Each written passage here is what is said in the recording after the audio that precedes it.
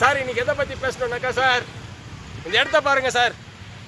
இந்த இடத்துல தான் அம்பேத்கர் பவன் கட்டணுன்ட்டு இங்கே தான் வந்து அலாட் பண்ணிக்கிற இடம் இதுதான். இந்தியாவில் டாக்டர் பாபா சாஹேப் அம்பேத்கர் 10 இடத்துக்கு வந்துட்டு போயிருக்காருங்க. அதில் ஒரு இடம் கோலார் தங்க வயல். இந்த கேஜிஎஃப் கொண்டு போன இடத்துல வந்து இங்கே அம்பேத்கர் பவன் கட்டணுன்ட்டுன்னு சீஃப் மினிஸ்டர் பொம்மாய் இருக்கும்போது இங்கே அலாட் ஆன இடம் சார். இதுதான் சார் இடம். பார்த்துக்கோங்க. எதில் ஸ்போர்ட்ஸ் காம்ப்ளெக்ஸ் இருக்குது, பின்னாடி மெடிக்கல் சென்டர் இருக்குது, அந்தாண்டு பக்கம் கவர்மெண்ட் காலேஜ் இருக்குது, அந்தாண்டு பக்கம் கவர்மெண்ட் ஸ்கூல் இருக்குது, எல்லா ஃபெசிலிட்டி இருக்குது சார். இங்கே இந்த இடத்துல தான் அம்பேத்கர் பவன் கட்டணுன்ட்டுன்னு my name is Noel Dominic, DSSK Kolar district president. நான் ஏன் சார்பாகவும் இந்த ஊர் சார்பாகவும் நான் கேட்குறேன். எதுக்காக சொல்ல வரேன்னாக்கா, இப்போ அவ்வளோ பேர் இன்ஃப்ராஸ்ட்ரக்சர் கட்ட போகிறாங்க கேஜிஎஃப்ல.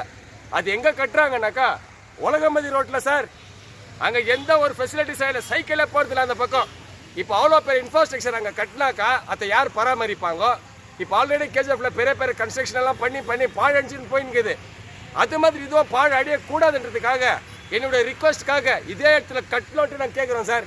ஏன்னா இந்த இடத்துல அலாட் ஆகிருக்குது. இப்போ இங்கே கட்டினாக்கா இந்த பக்கம் இருக்கிற இந்த ரெசிடென்சியில் இருக்கிறாங்க, இங்கே எம்பி நகர், பரத் நகர், ஆலமரம், இவங்க எல்லாத்தையும் மெயின்டைன் பண்ணுவாங்க.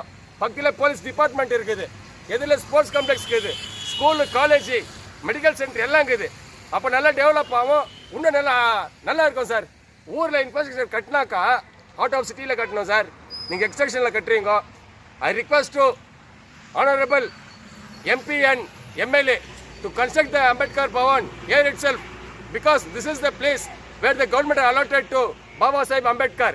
So தயவுசெய்து இதை எல்லாரும் கொஞ்சம் யோசிங்க, கொஞ்சம் யோசனை பண்ணி பாருங்க. இது வந்து கேஜிஎஃப் சார்பாகவும் எங்களுடைய தலித் சங்க சார்பாகவும் நாங்கள் ரிக்வஸ்ட் பண்ணி கேட்குறோம்.